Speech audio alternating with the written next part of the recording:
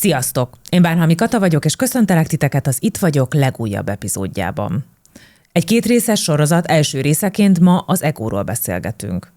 Arról a belső képről, ami egyszerre tud védeni, torzítani és eltávolítani minket önmagunktól és egymástól. Szó lesz önazonosságról, sérülékenységről, és arról is, hogy mi marad belőlünk a szerepeink mögött. A második részben pedig a kapcsolatainkat vizsgáljuk, és azt, hogy hogyan hat az egó működése a párkapcsolatainkra. És bár ezek a témák pszichológiai szempontból is izgalmasak, ma nem klinikai oldalról közelítünk hozzá, hanem a belső megfigyelés, a tudatosság és a közvetlen emberi tapasztalat oldaláról. A vendégem Tóth Andrea Beáta, Theta Healing oktató, meditációs és relaxációs tanár, aki évtizedek óta foglalkozik meditációval, az egó működésének megfigyelésével és a tudatossággal. Tartsatok velünk!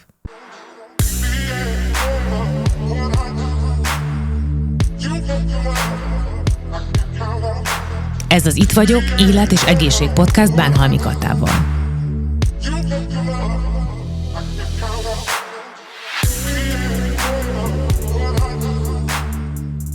Szia Andi, nagyon nagy szeretettel köszöntelek a műsorban. Nagyon köszönöm a meghívást, és köszöntöm a nézőket. Nagyon-nagyon különleges, hogy itt vagy. Mi visszanéztem, mi 5 éve ismerjük egymást, és igazából gyakorlatilag kisebb-nagyobb kihagyásokkal, de 5 éve beszélgetünk.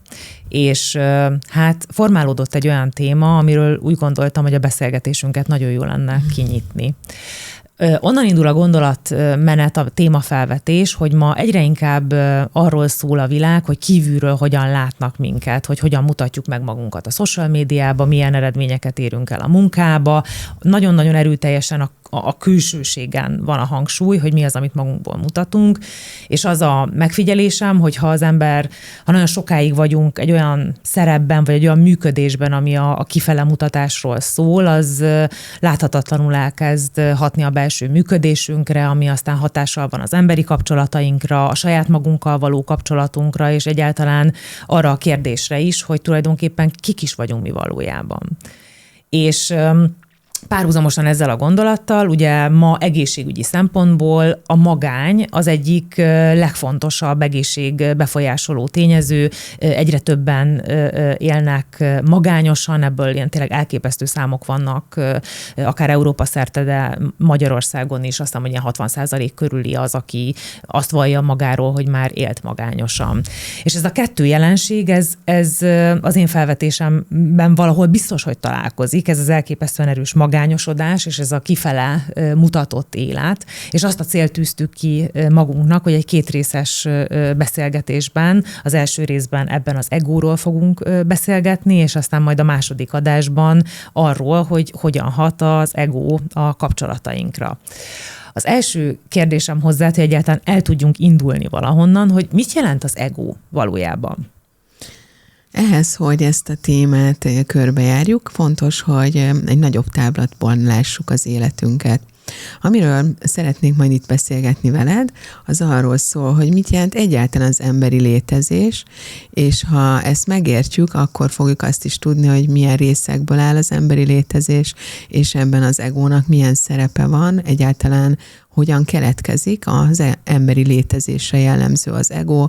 Ugye vannak más létélmények, például az állatvilág, a növények, a kövek, vannak ugye nem emberi lények is körülöttünk. Nekik nincsen ilyen egójuk, mint az emberi, létezésben, tehát ez egy olyan 2 részből álló konstrukció, mondhatni egy nagyon erőteljesen mentális képződmény, és van egy energetikai rész, ami az érzelmeknek az összessége. Ez egy energetikai állomány, amiből valójában létrejövünk, mint emberi létezés, és ami aztán formálódik az életünk alatt. Létezik olyan, hogy egészséges egó, és ez tud nem egészséges formában működni? Hát először is azt kell látni, hogy hogyan jön létre az ego. Tehát szerintem induljunk ki abból, hogy az ego az már a fogantatás előttre gyökerezik, bár a fogantatásunk pillanatától kezdődik maga az ego építésnek a folyamata, de az az energetika, ami minket a fogantatás előtt már meghatároz, ezt nevezzük újjászületési tudatosságnak. Ugye ez az, amiben megtalálhatóak csírájában ezek a pozitív és negatív érzelmek, amiket mondjuk az, hogy ártalmas érzelmek, vagy rossz akaratú érzelmek is vannak, a jó akaratú, szeretetteljes érzelmek. Alapvetően félelem és szeretet alapúak ezek az érzelmi energiák, és ezek, mint egy ilyen drive, egy késztetés, hozza létre ezt az újjászületés tudatosságot, ugye ennek sok része van, nagyon bonyolult az, hogy hogyan áll össze ez a szövedék, még a fogantatás előttről, és ez az energia megkeresi a magához legjobban hasonló energiát, ez a szüleinknek az energiája. Tehát leegyszerűsítve már választunk magunknak szülőt? Hát ezt nem mondanám annyira választásnak, mert ez nem egy ilyen, hogy mondjam ezt, nem úgy eldöntjük, hogy fú, csodálatosak ezek a szülők, akkor őket választjuk, hanem ennek az energiának, ugye ahogy a vonzás törvénye érvényesül az univerzumban, a hasonlót vonzó és a hozzá legközelebb álló energetikai minőségeket találjuk meg. Energetikailag, tehát ez nem egy választásnak az eredménye, hanem inkább egy energetikai törvényszerűség, hogy ők azok, akik leginkább passzolnak ugye a saját negatív, pozitív érzelmi energiáinkra és azokra a hitrendszerekre, mert ezek aztán ugye mentális formát öltenek, ami testbe kerül. Ez jó bonyolultan hangzik. Hát ez nagyon bonyolult, ez tényleg így van, szóval az, hogy egyáltalán valaki emberi létezésbe kerüljön, ugye a buddhista tanítások szerint is, hát szinte lehetetlen, mégis ugye azt gondoljuk, hogy milyen egyszerű megfogadni, hát nagyon, nagyon nagy összeállásnak, ilyen együttállásnak kell lenni ahhoz, hogy ez meg tudjon történni, szóval ezért számomra az emberi létezés az egy csodálatos, és mondhatni a csodával határos megtestesülés, sokan nem tudják, hogy mekkora lehetőséget kapnak, amikor emberi létezésbe kerülnek. Tehát emögött a megközelítés mögött a buddhizmus áll. A buddhista gyakorlatok és az energetikai működések, az univerzális működések. Akkor egy kicsit mégis újra az első kérdés egyszerűbben. Hogyan definiáljuk ebben az emberi létezésben önmagunk számára az egót? Amikor ugye belekerülünk ezzel a már meghatározott energiákkal, érzelmi és hitrendszeri energiákkal belefoganunk ugye az anyagba, akkor annak az érzelmi és mentális energiának a mentén ugye felépül az emberi test, és az emberi testnek, és itt jön a kulcsa igazából ennek az ego működésnek, vannak érzékszervi tapasztalásai. Tehát az, hogy hogyan tapasztaljuk a valóságot, az már meghatározott sok szempontból a fogantatástól kezdve. Ugye a legújabb sejtbiológiai kutatások is bizonyítják, hogy a magzat egy az egybe letölti az anya tudattalanját, és minden érzelmi energiáját, és ahhoz kapcsolódó mentális hitrendszereit. Tehát az, hogy hogyan tapasztaljuk a valóságot, mire megszületünk, az már egy eléggé meghatározott módon történik, és ez fog hozzájárulni ahhoz, hogy az ego, mint egy ilyen működés létrejöjjön. Egóra azért van szükség, ugye sokszor felmerül ez, hogy lehetne ego nélkül élni.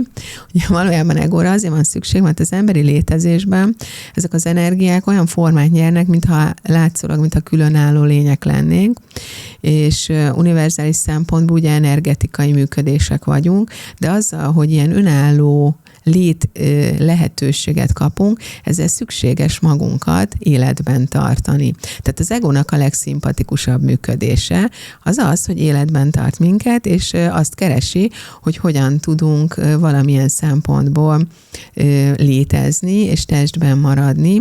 Ez az egyik legfontosabb működése.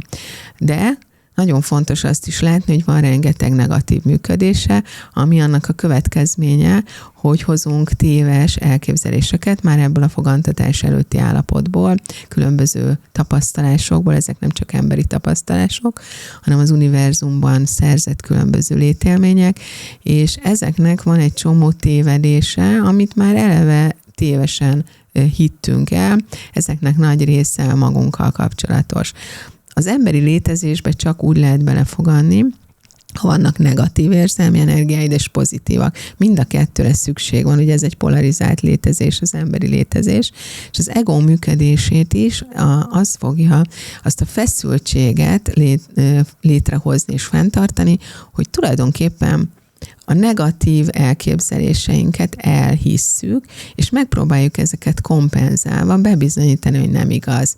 Mondok egy példát, tehát amikor valaki azt hiszi magáról, hogy rá nincsen szükség, mert például az anyamékben is már el akarják vetetni, vagy mondjuk egy olyan helyzetbe fogom bele, ami nem éppen ideális a szülők számára, akkor már ugye az anyamékbe letöltve ezeket a hitrendszereket, és ezek egyébként már egy hozott anyaggal is rendelkeznek, akkor az egész életében az ego másik működése az lesz, hogy kompenzálja ezt a úgynevezett téves magot, ami téves énképzeteket hoz létre, és erre egy kompenzált én fog rácsatlakozni, ami azt jelenti, hogy ugye ez egy nagy késztetést ad, hogy bebizonyítsam, hogy de bizony nagyon nagy szükség van rám, tehát minden tevékenységem egész életem folyamán, ha ez nem változik meg, ez a téves mag, akkor arról fog szólni, hogy megfelelek másoknak, hogy bizonyítani akarok, hogy én nagyon fontos vagyok, hogy különlegesen fontos vagyok. Ugye ez az ego létrejöttének a két szélsőséges működése, ez ad egy drive-ot az életünkbe, tehát ennek megvan a maga előnye, az az előnye, hogy késztetést ad, hogy valamit csináljunk, tehát ha nem lennének ezek a negatív magok, akkor nem lenne a kompenzációra való késztetés, tehát ha csak csodálatos és jó dolgokkal jönnénk az életbe, akkor valószínűleg nagyon kevéssé volna arra késztetésünk, hogy bármit csináljunk, csak egyszerűen ellennénk, ugye itt az univerzumban, vagy ebben az egységélményben, és ez így is van, hogy aki teljesen megtisztul már ezektől a negatív téves hitrendszerektől, annak a késztetései arra, hogy bármit tegyen az életbe, bárkivel, bármilyen tevékenységgel legyen, vagy segítsen, hogy ez nagyon nagy mértékben lecsökken egy ilyen létezésre, hogy csak úgy vagyok. Tehát megvan az egónak ez a fejlesztő funkciója.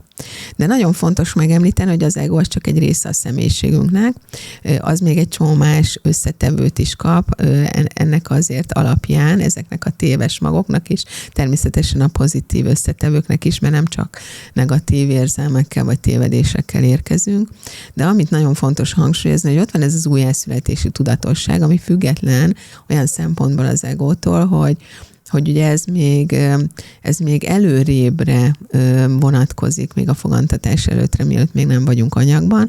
Ugye ez olyan, mintha egy programot kapnánk az életünkre, hogy honnan, hova szükséges eljutnunk, és ebben ugye az ego hol segítség, hol meg éppen akadályozó tényező, attól függően, hogy elhisszük ezeket a negatív tényezőket, vagy összekapcsolódva ezzel az eredeti, én léleknek szoktam nevezni ezt az újjászületés tudatosságot, mert aztán ugye egy nagyon erőteljes és tiszta, hogy mondjam, energetikai minőségé válik, és a felsőbb énünkkel lesz kapcsolatban, de nem teljesen ugyanaz.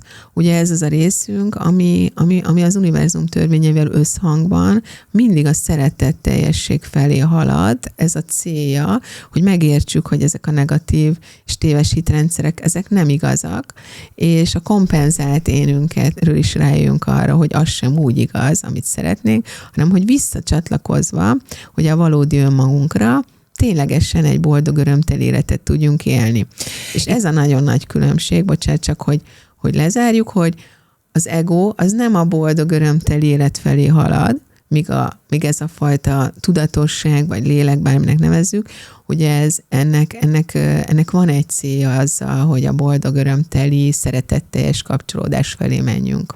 Nagyon komplexnek hangzik, és ha én jól értem, akkor az ego váltakozó működésével szemben valami fajta cél az, hogy ezt az általad léleknek hívott irányt tudjuk egyre inkább tartani. Igen, és ez az, ami visszacsatlakoztat minket, ugye magára az univerzum törvényszerűségeire is, tehát végül is a halál után ugyanide fogunk visszatérni.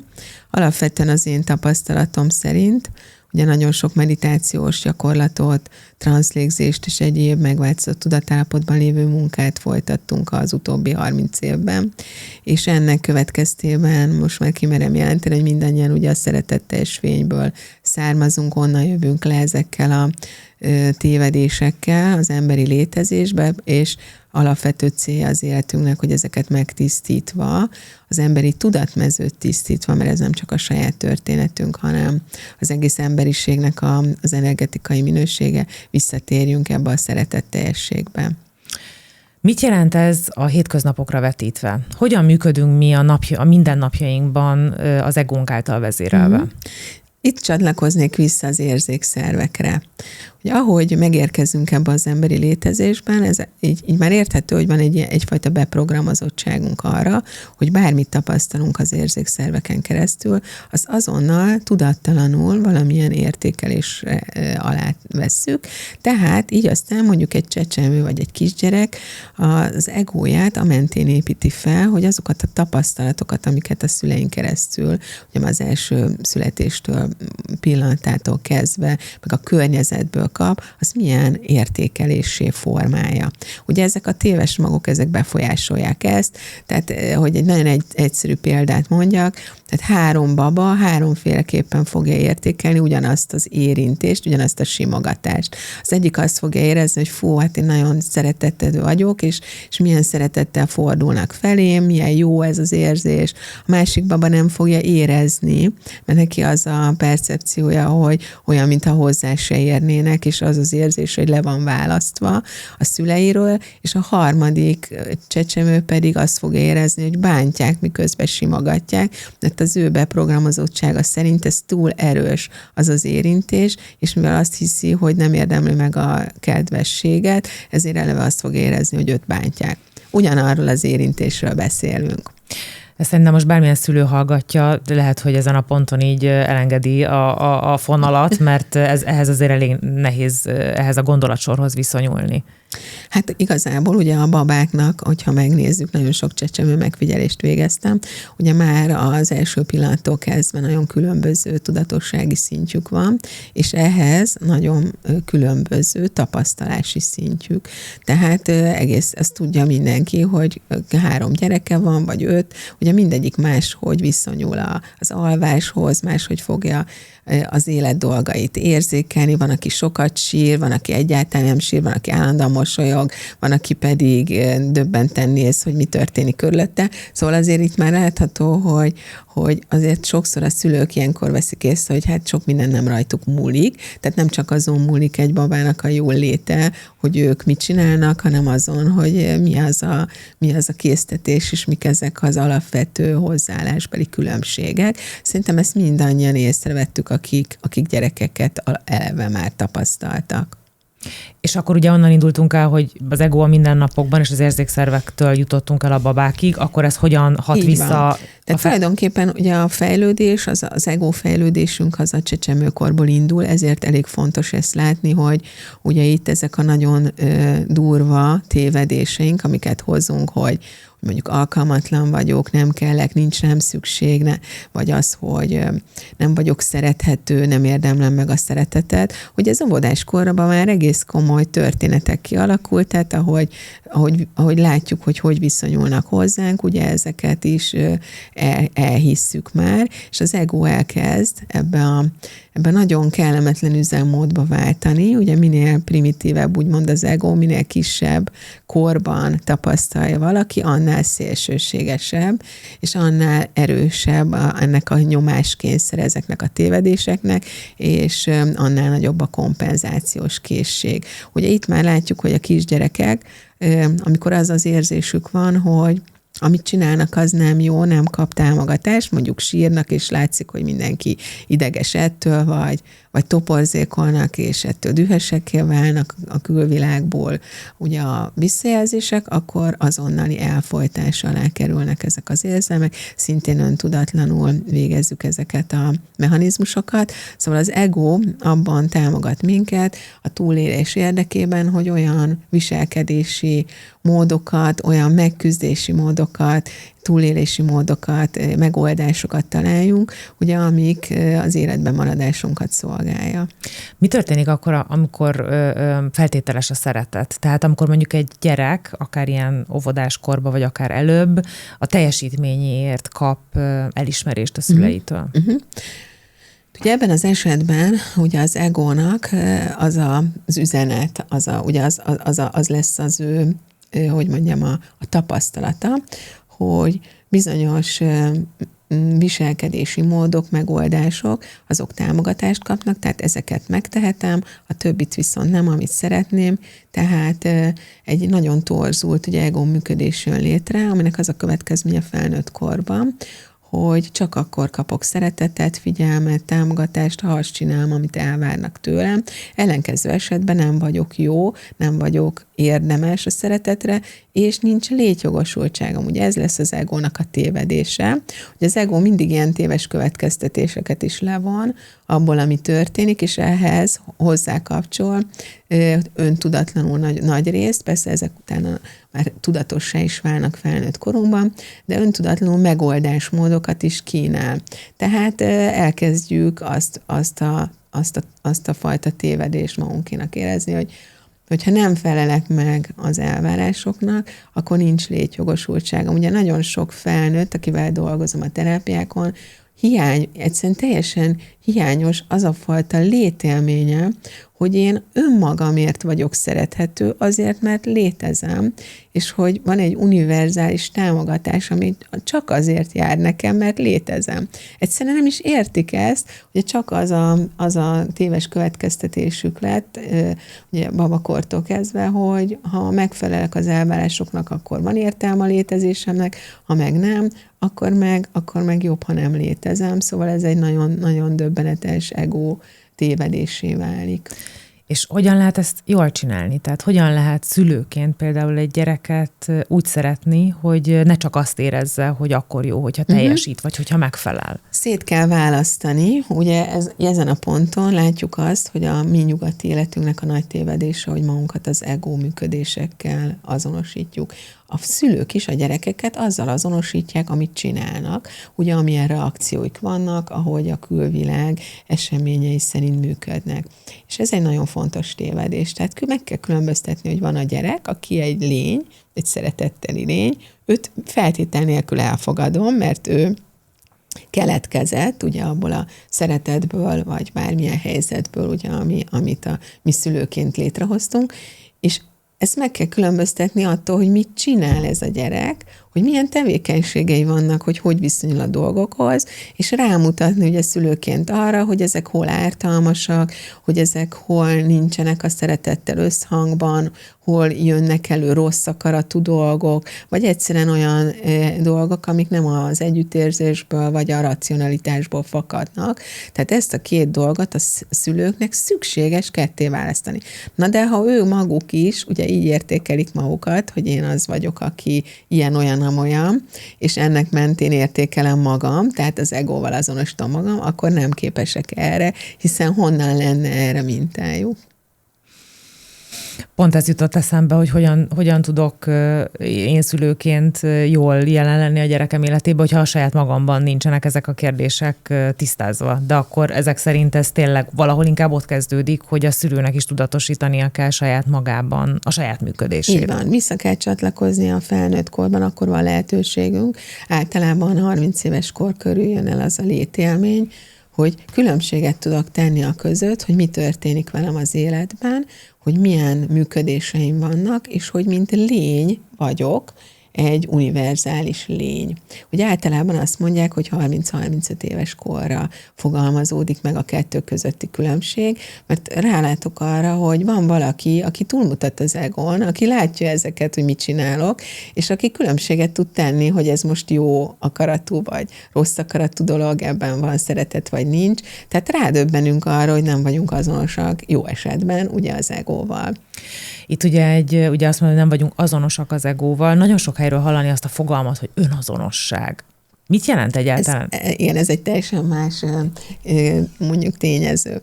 Hogy az önazonosság az azt jelenti ebben az esetben, hogy valamilyen módon érzem magam. Ugye ezek az érzelmek, ezek lehetnek nagyon kellemetlen érzelmek, szomorúság, bűntudat, szégyen, és van ehhez valamilyen gondolatom, és ugye ezt a fajta belső élményt, ami van, ezt meg tudom mutatni, és ezzel integritásban vagyok.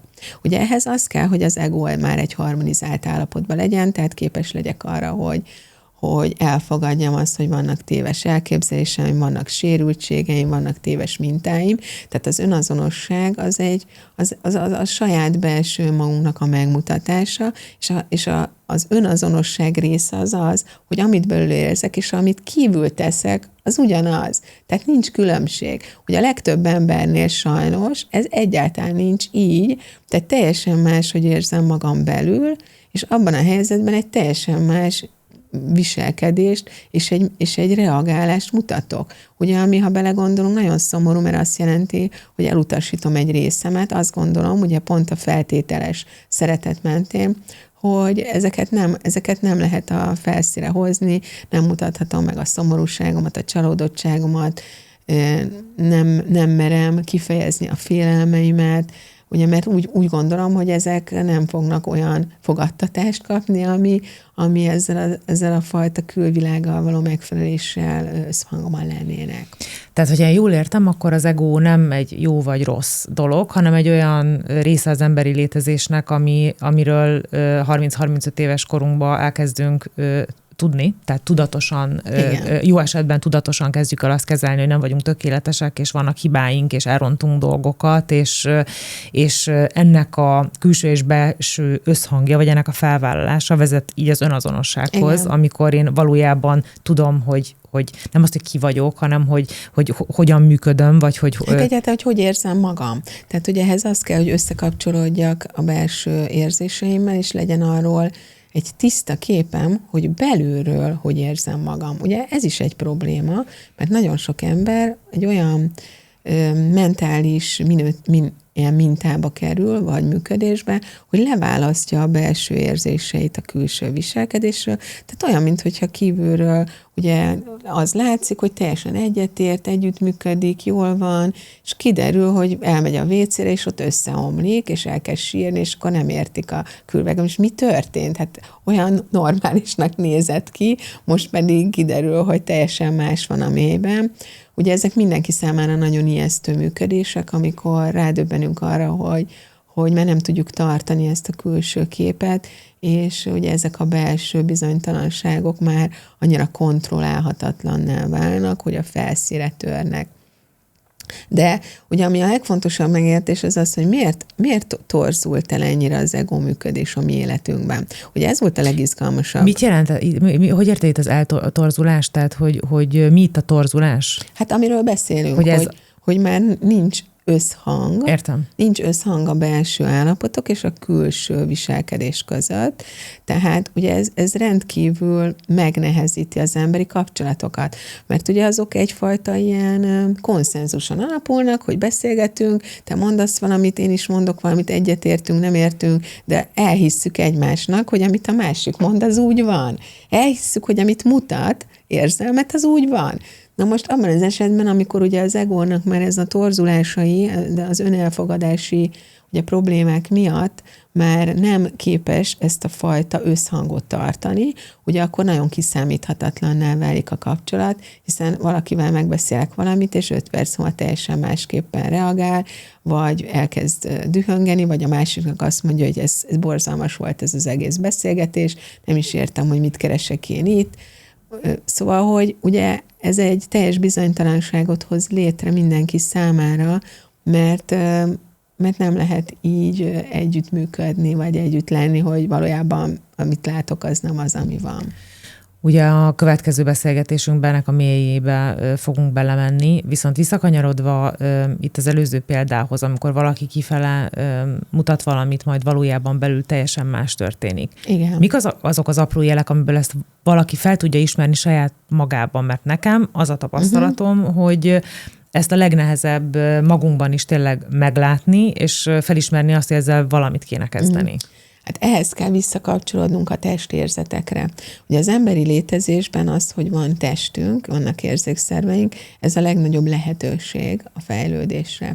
Tehát amikor érezzük azt, hogy egy óriás feszültség van a testemben, ugye próbálom minden erőmmel visszatartani mondjuk a sírásomat, hogy nehogy valaki észrevegye, hogy mi van bennem, vagy amikor az az élményem van, hogy így összeszorul az egész lényem, tehát hogy így nagyon-nagyon rosszul érzem magam, egy szégyen önt el, és tényleg így az összes erőm arra fordítódik, hogy nehogy ezt bárki észrevegye. Hát ilyenkor észrevehetjük, hogy nem vagyunk összhangban. Ehhez az kell, hogy visszacsatlakozzunk a testérzetekre.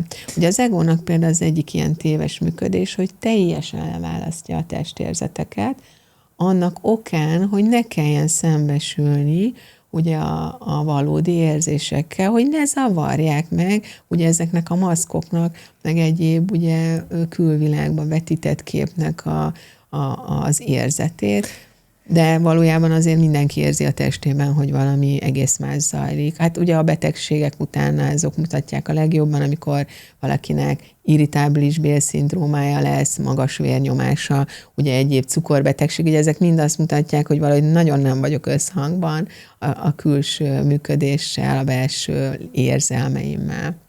Nagyon érdekes, azért mosolyogtam, mert nekem volt olyan helyzetem, ahol visszatérően ugyanabban a helyzetben, ugyanazzal a problematikával évekig, csendesebben, aztán néha hangosabban ott volt ez a diszonancia, és nem tudtam vele mit kezdeni, és talán amikor ez így, hogy mondjam, volt egy olyan élmény, ahol ez áttört bennem, és mondjuk engedtem magamat, úgy nem tudom, elsírni magamat egy ilyen helyzetbe, utána kezdett az egész átfordulni, de nagyon nehéz volt idáig magában, eljutni. ugye itt az a nehézség, hogy azok az érzelmek, amik egy bizonyos helyzetben megjelennek, azok nem feltétlenül a helyzetből fakadnak, hanem egy már elmúlt, régmúltbeli történetnek a következménye.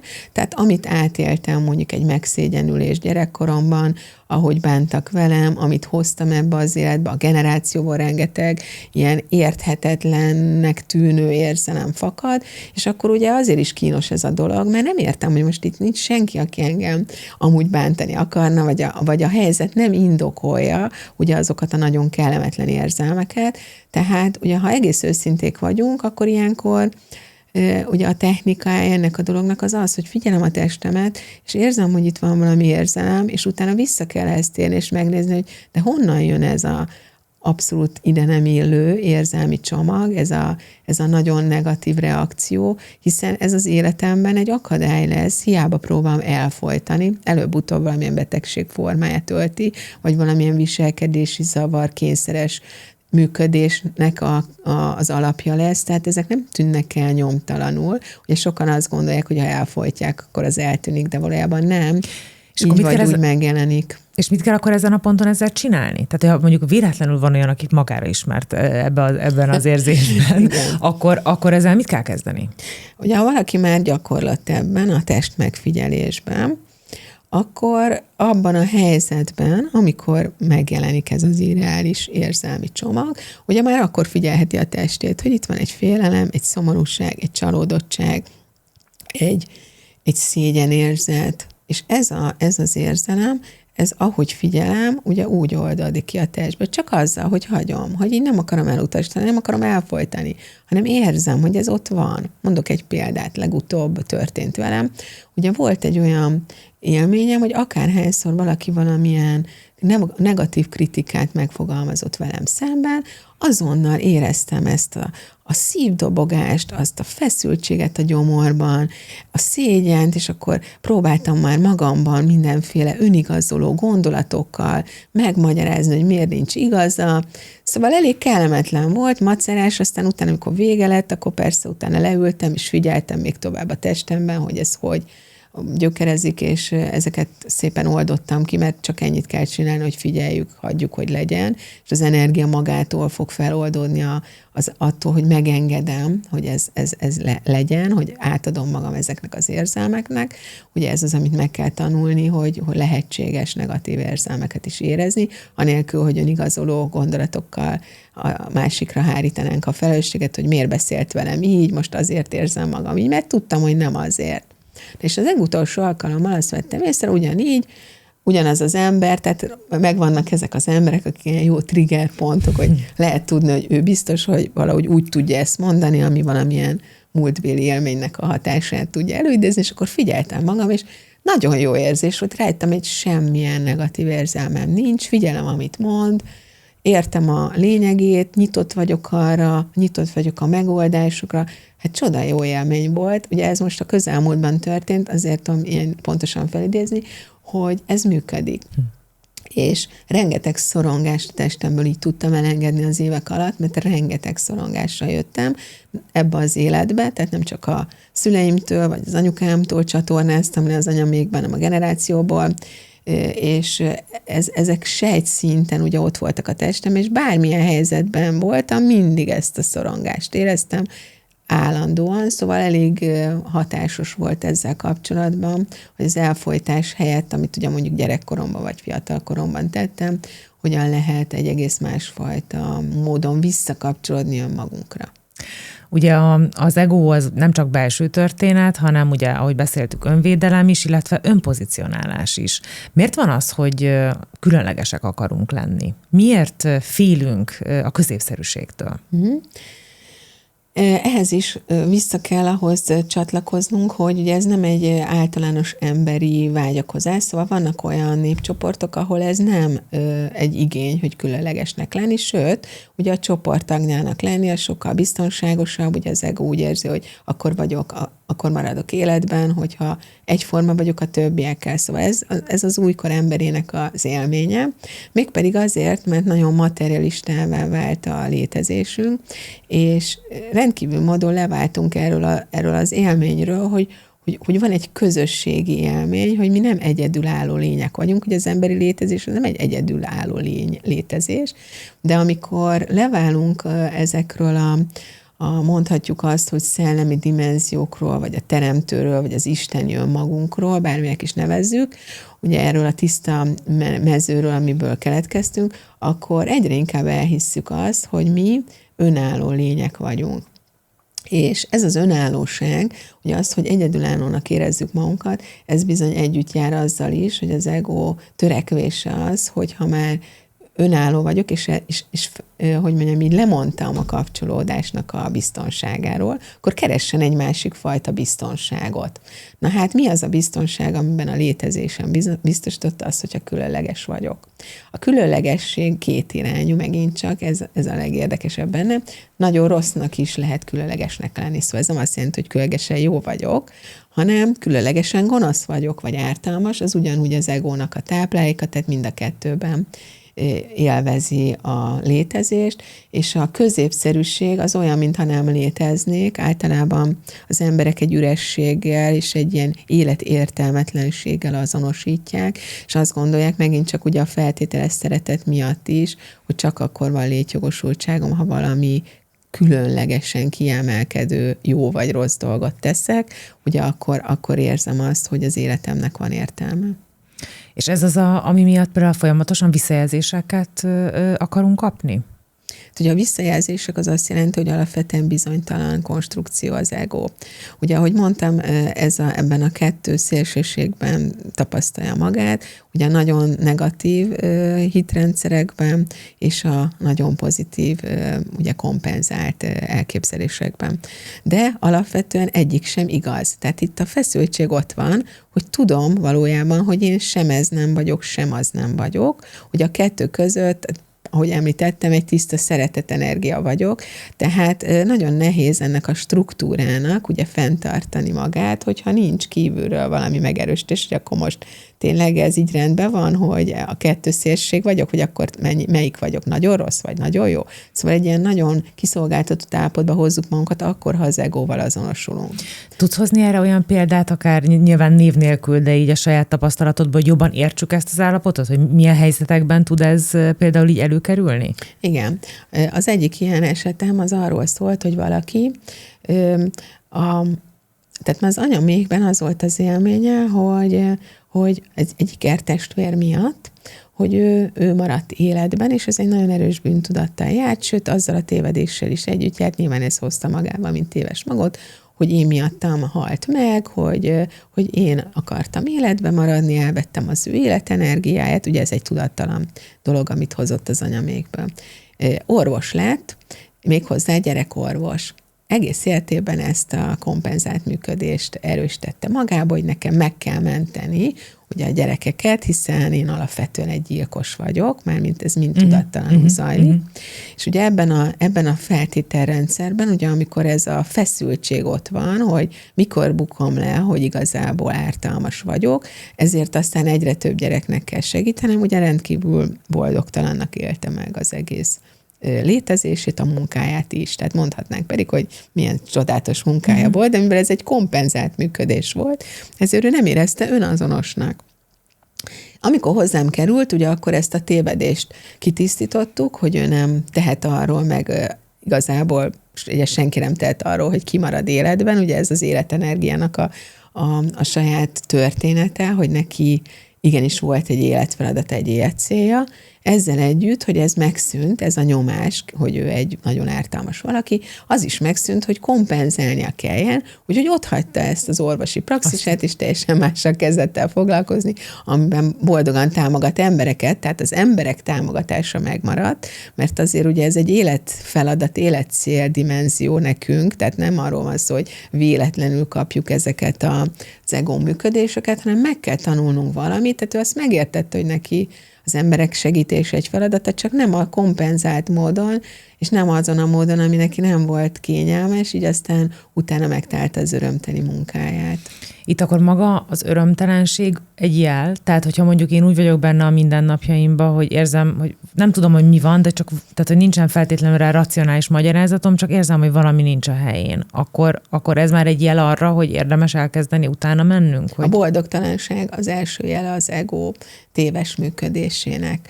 Ugye az ego szeretne negatív érzelmekkel táplálkozni, és ezzel tartja fenn ugye ezt a feszültséget a két irányba. Amikor tényleg önazonossá válunk, tehát amikor már, ugye ez felnőtt korban lehetséges, ezt mindig hangsúlyozom, hogy ez tényleg nem a gyerekkori élmény, mert ott az egónak inkább a negatív aspektusai épülnek fel, ugye a tévedésekből, de amikor felnőtt korunkban az az élményünk már 30-40 éves korunkra, hogy amit csinálunk, az örömtelen, abban nincsen támogatottságérzésünk, ez egy anyagilag is egy csekélyen támogatott munka, akkor biztosak lehetünk abban, hogy ez az ego kompenzált működésének a következménye. Ugyanis megint hangsúlyozom, hogy ugye az a tudatosság, az a lélekenergia, ami idehozott minket, az a boldogság felé szeretne minket kísérni. Úgyhogy ezeket a tévedéseket végre engedjük el, szabadítsuk ki magunkat ebből, amit elhittünk más létezésekben, és legyünk egyre inkább összhangban az univerzum törvényeivel, ami a szeretet, az együttérzés, a kapcsolódás és a bőség, és ezzel együtt a boldog, örömteli állapotok. Tehát ha valaki ezt nem érzi, akkor az biztos, hogy az ego működésének a zavara áll fenn. Nekem az a saját tapasztalatom, hogy ez nem egy konstans valami, hanem eléggé tud hullámzóan működni. Tehát, hogy mondjuk vannak szakaszok, amikor azt érezzük, vagy azt érzem, hogy minden örömteli, és minden. Tehát, hogy még a nehézségek mellett is meg tudom élni ezt, és aztán vannak ennél nehezebben működő időszakok. Mi az, ami miatt nem tudjuk elhinni a saját értékeinket? Vagy mi az, ami fenntartja ezt a folyamatos küzdelmet? A folyamatos küzdelmet egy alaptévedésünk tartja fenn, az, hogy mi mindig azonosak vagyunk a születésünktől kezdve a halálunkig. Ugye egy folyamatos változásban vagyunk, ezek a mentális állapotaink is változnak, az érzelmek is jó esetben, ugye csökkenhetnek a negatív érzelmek, egyre több bátorságot nyerünk az életbe, hogy egyre ügyesedünk, vagy éppen ugye ki is tudunk oldani negatív érzelmeket, egyre együttérzőbbé válunk. Tehát, hogy az ego az nem egy állandó dolog. Tehát arra gondolni, hogy én ilyen vagyok, vagy olyan vagyok, ez már önmagában egy tévedés, ugye az identitás nagyon be tud merevedni, mert ez az identitásnak a tényező rétegei,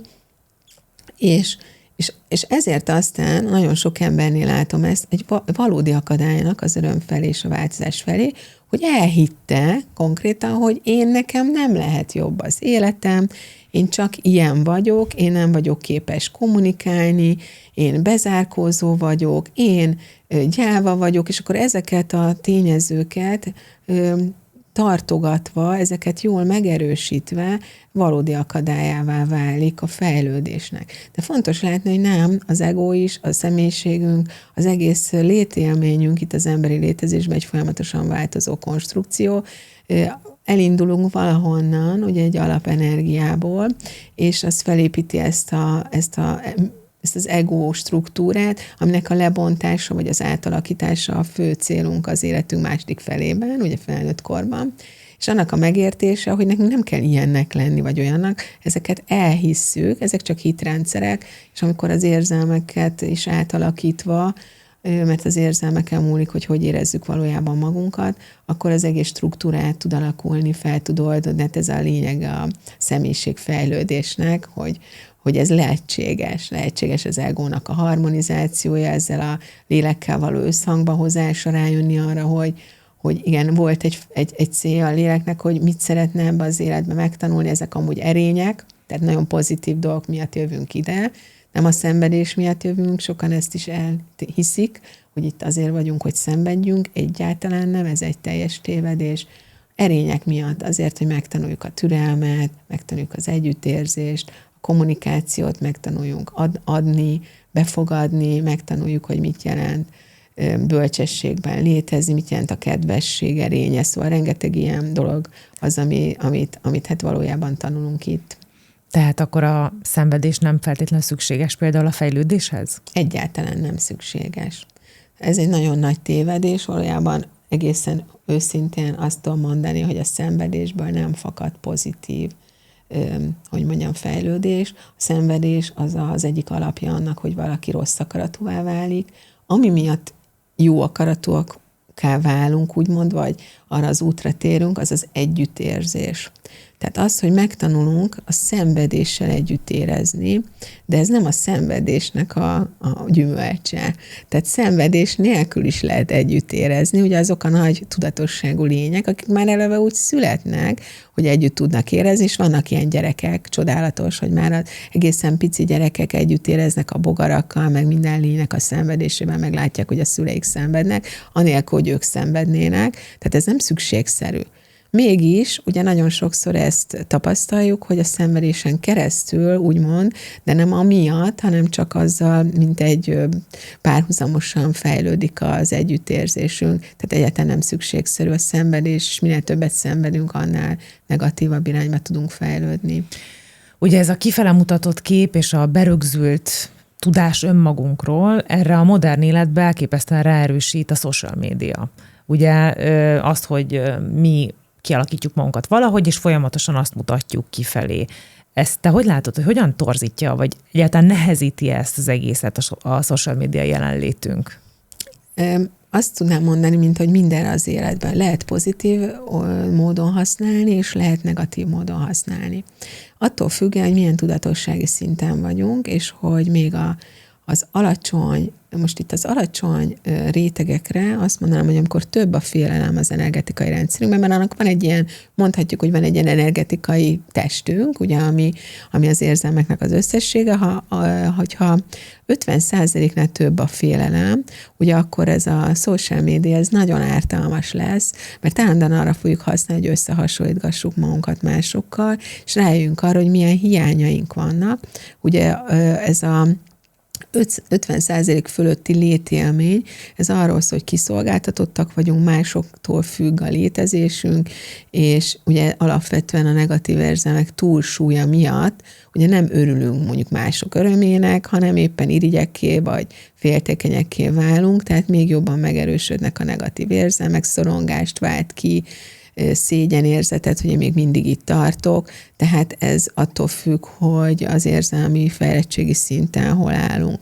Amikor 50%-nál már több a pozitív érzelmünk, ugye a tapasztalatok, az élettapasztalatok, a terápiák, mindenfajta tisztítás miatt, meditációk, vagy bármi, ugye, amivel az érzelmi átalakítást végezzük, ugye itt rengeteg széles a tárház a mi életünkben, hogy mit lehet kezdeni, ugye ezekkel a negatív érzelmekkel, akkor viszont az életünkben ugye beköszönt az a létélmény, mert ez egy létélményé válik, az érzelmeknek az aránya, hogy én ezeket a pozitív a social médiából fakadó ötleteket használhatom arra, hogy átgondolom, hogy fú, hát ez milyen jó, ez nekem egy példaértékű, én is szeretném ezt, vagy végig lehet gondolni, hogy tényleg szeretnék így élni, vagy egyáltalán mi az, ami engem vonz ebben. Tehát ötleteket kapunk arra, hogy lehet élni, és ez egy nagy nyitottságot is tud egyébként adni, hogy nem azt a beszűkült teret látjuk, amiben amúgy létezünk.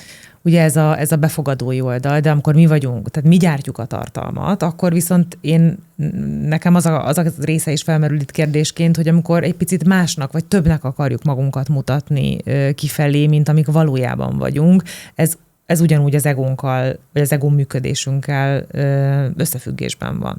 Hát ez így van, de ugye ez pont azzal kapcsolatos, amiről már beszéltünk, hogy az önazonosság mentén hol tartok.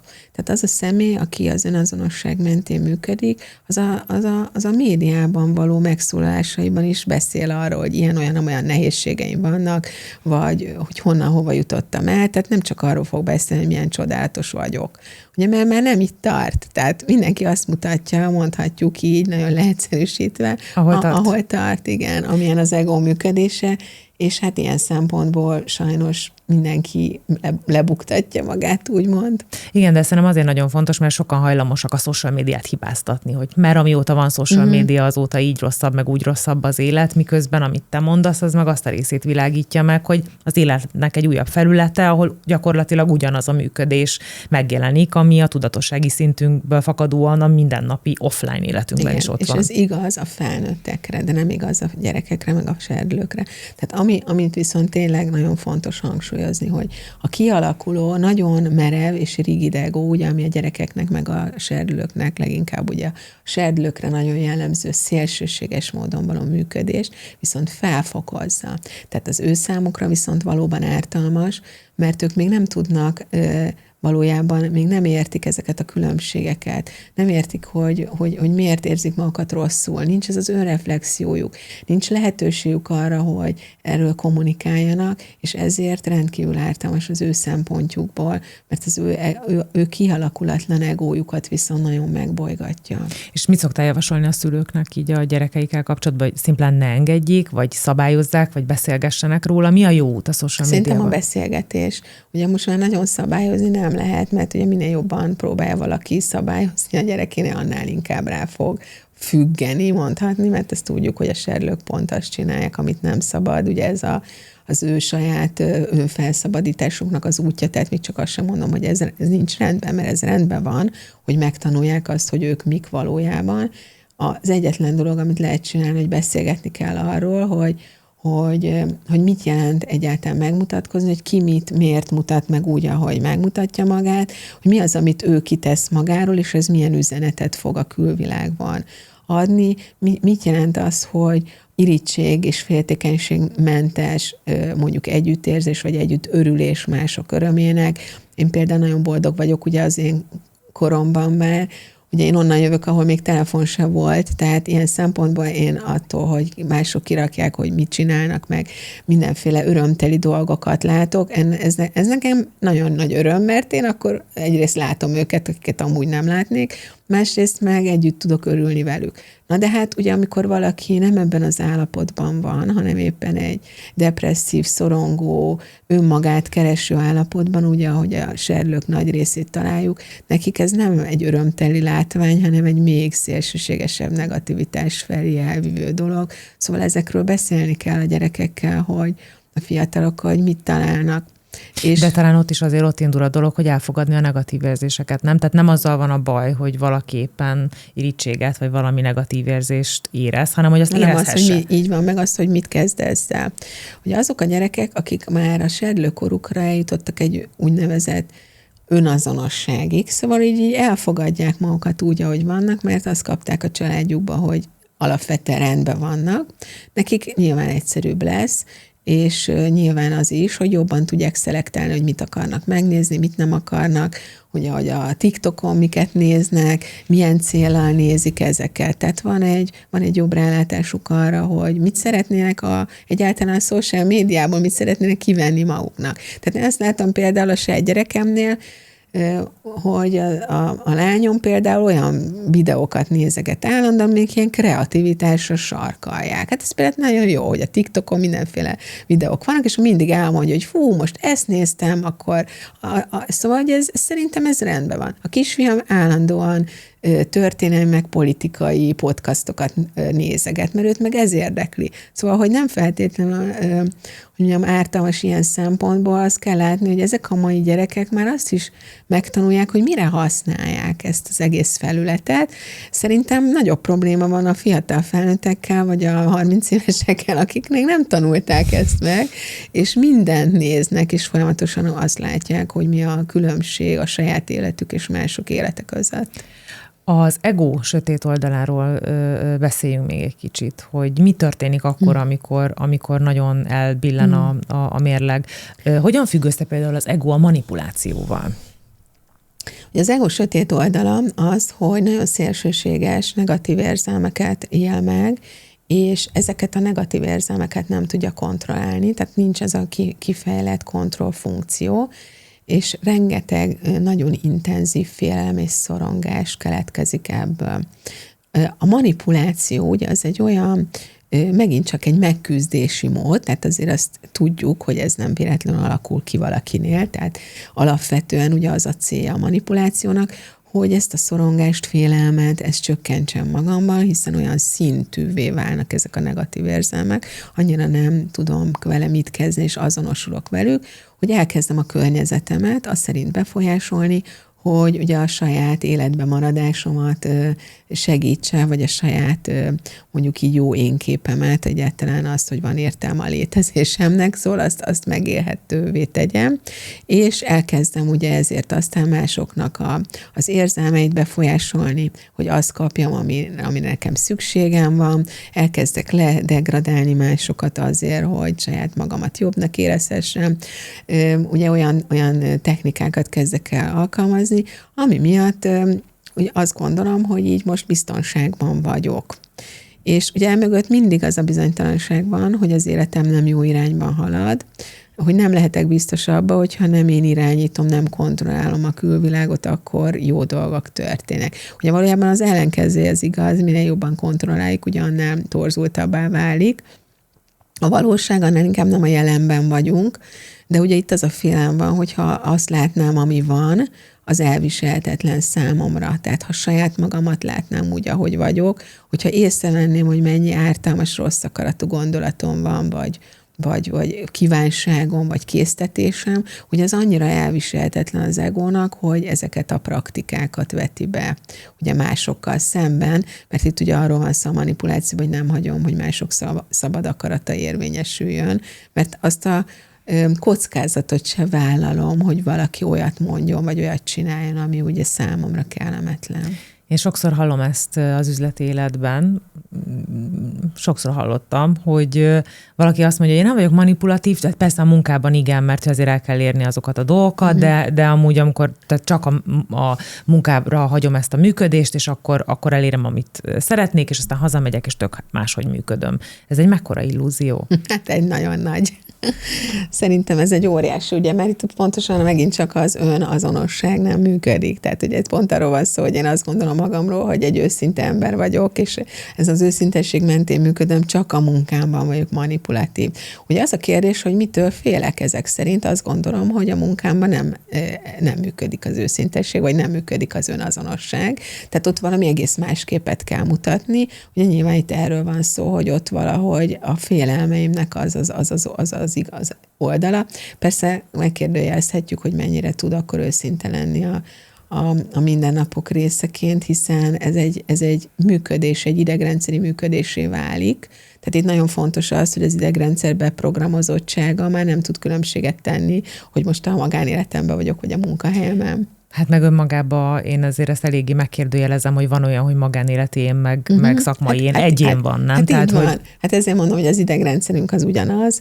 Tehát ha ezek a programok futnak az idegrendszerben, akkor ez lesz a legegyértelműbb, hogy amit nap mint nap gyakorlok, ugyanaz az idegrendszeri beprogramozottság fogja a mindennapjaimat is mondjuk tudjuk mutatni, tehát itt mindig azzal kell szembenézni, hogy van bennem egy félelem, tehát a manipulációra való hajlandóság. Ugye az első dolog az, hogy észre kell vegyem, hogy én most nem azt mondom, amit gondolok, én szeretnék valamit elérni, a másik akarata ellenére, szeretnék belenyúlni ugye az ő gondolkodásába, és egy nekem a felém megfelelő megoldást létrehozni. Most ugye ez tényleg az ego praktikája, mert ehhez képest a lélek ugye azt gondolja, hogy ennek mi értelme van. Tehát ez a kapcsolataimat torzítja, a szeretet az ugye nyilván nincsen benne, együttérzés nincsen benne, mert most nyilván, ha én ráveszem a másikat valamire, amit ő nem akar, akkor ártok neki.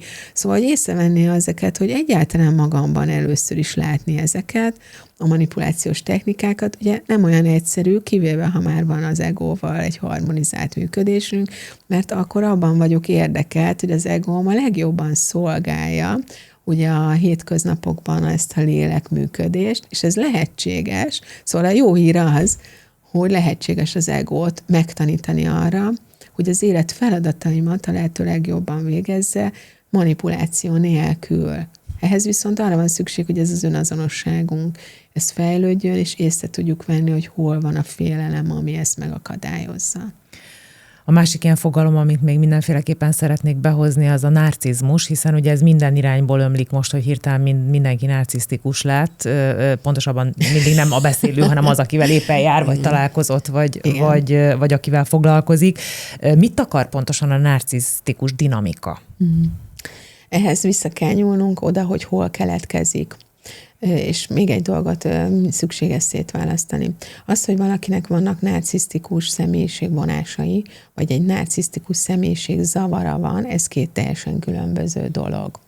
Ugye, ahogy a Máté Gábor is mondja, ez egy narcisztikus társadalom, de nem abban az értelemben, hogy mindenki narcisztikus személyiségzavaros, hanem abban az értelemben, hogy emiatt a feltételes szeretet miatt, ami ugye ezen a materialista alapon létrejött a nyugati világban, ugye mindenki azt gondolja, hogy meg kell felelnie valamilyen képnek, és ez a kép, aminek megfelel, az, hogy különlegesnek kell magát mutatni, ez narcisztikus. Ugye maga ez egy ilyen vonás.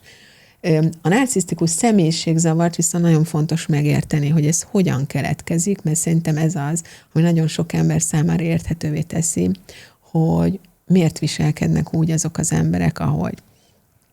Ugye ez egy nagyon korai sérülés, alapvetően 4-6 hónapos korban egy olyan világlátásunk van, tehát ebbe a pici babakorban, amit úgy neveznek, hogy paranoid skizoid pozíció, hogy a személyeket, a minket körülvevő személyeket, akik gondoznak, nem tudjuk egységes személyiségként látni, hanem csak mint energetikai minőségeket tapasztaljuk. Tehát egész egyértelmű legyek, van a jó anya, meg a rossz anya.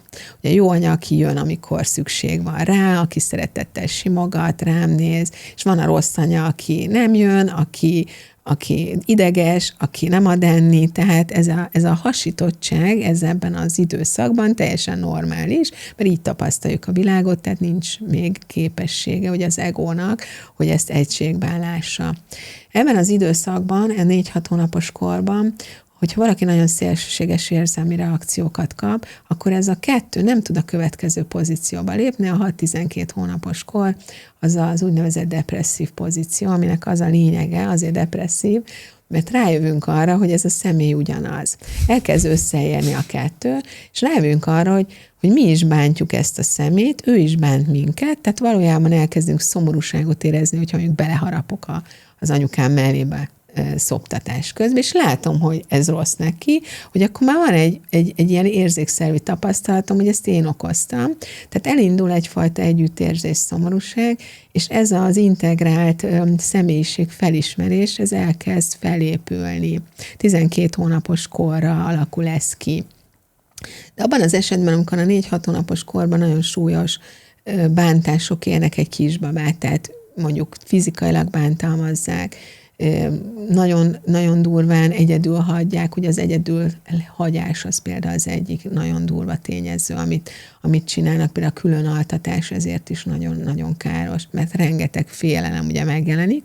Ebben az esetben a depresszív pozícióban nem tud valaki tovább lépni, mert nem tudja ezt, nem tudja felfogni, hogy ez ugyanaz az ember, aki szeret engem, és ugyanaz az ember ilyen szinten bánt engem. Tehát ez egyszerűen képtelen, ugye ez a nagyon primitív ego felfogni, és ezért külön tartja, megmarad ez a hasítottság. Azt gondolja, a világ olyan, mert az életben maradását ez szolgálja, hogy vannak a jó személyek, és vannak a nagyon rossz személyek, és ez a hasítottság marad meg, úgymond ez beépül, és ugye ezért lehetséges az, hogy mivel nincsen empatikus integráció, ezért ezek az emberek nagyon kevéssé képesek empátiára, tehát nem tudják elképzelni, hogy a másiknak ártanak, akkor azzal tényleg okoznak benne valamit, hiszen azt gondolják, hogy ez a rossz, és én lehetek rossz vele, vagy ugye idealizálnak valakit szélsőségesen, és azt gondolják, hogy ő lesz az, aki ugye mindent megtesz nekem, aki engem bármit csinálok, szeret.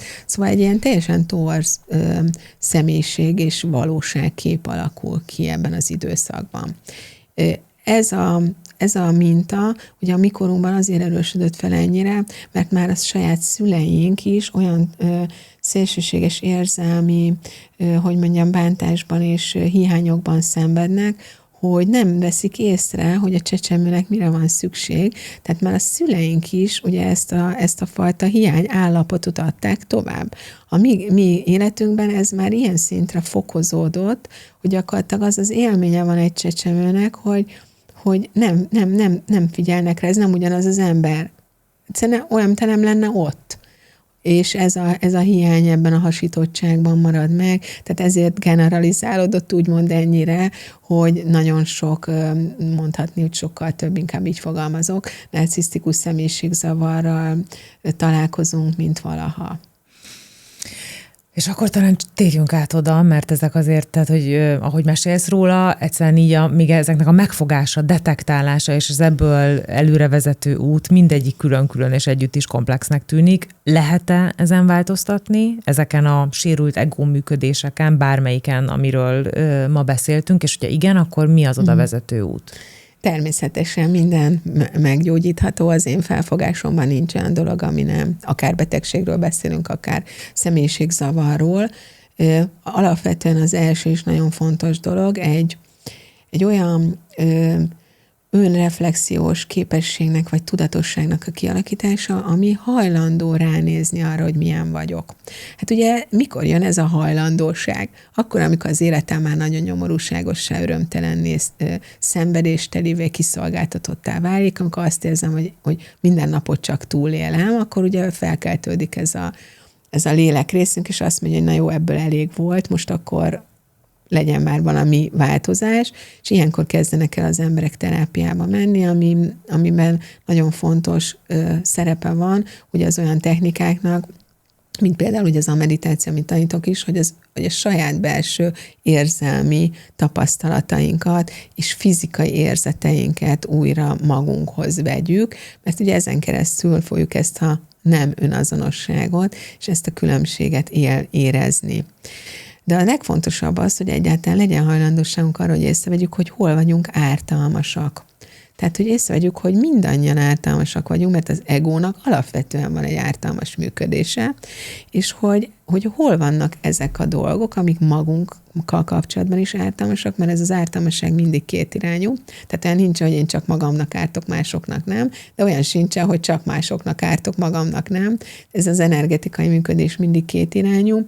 Tehát, ha szeretem magam, és ugye itt jön a másik nagyon lényeges összetevő, a tudatosság mellett nagyon fontos együttérzés gyakorlatokat végezni, és az önszeretet gyakorlatokat végezni. Eznek van a legnagyobb hatása az életünkben.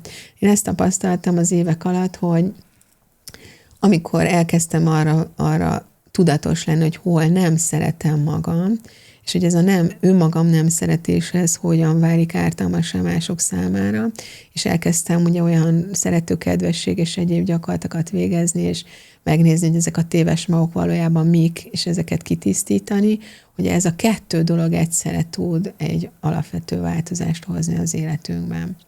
Szerinted mi a legfontosabb dolog, amit az emberek félreértenek az egóval kapcsolatban?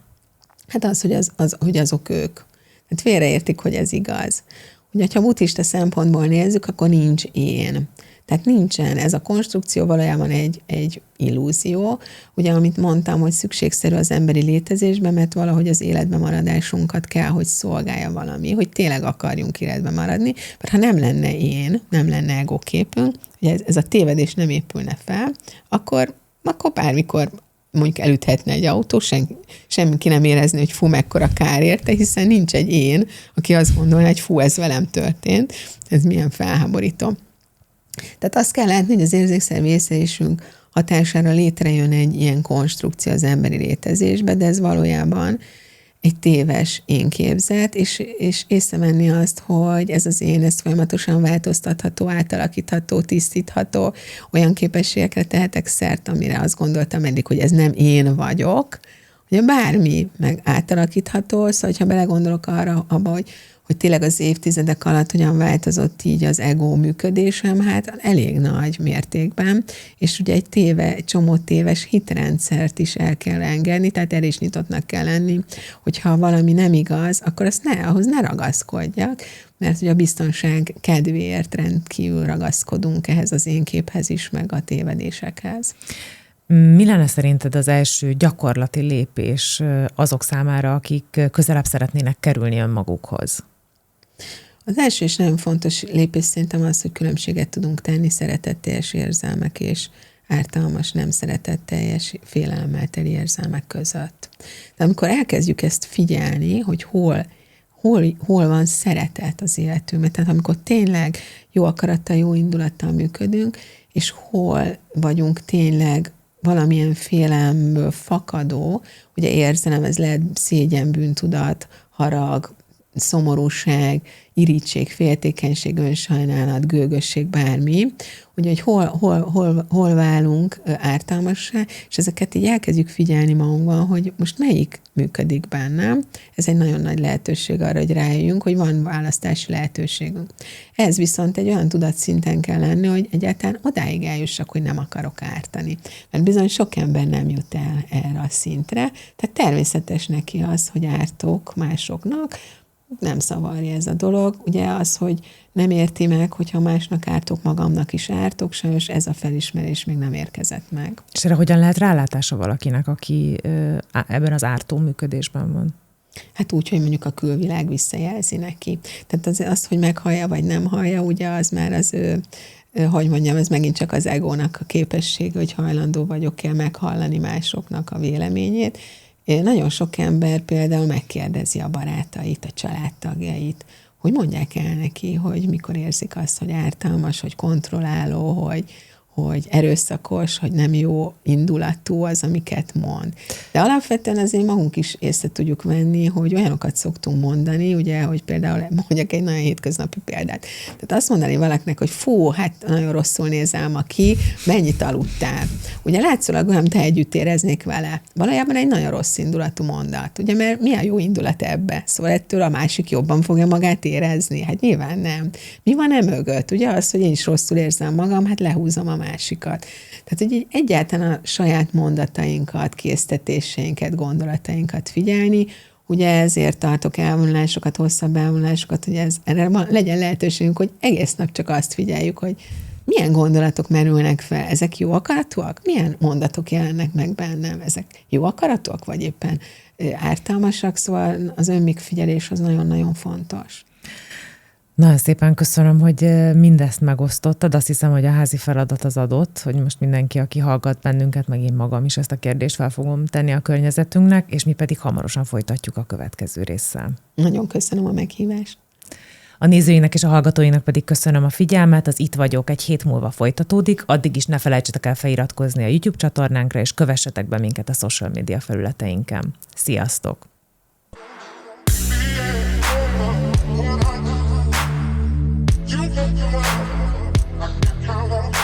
Ez az Itt vagyok, élet és egészség podcast Bánhalmi Katával.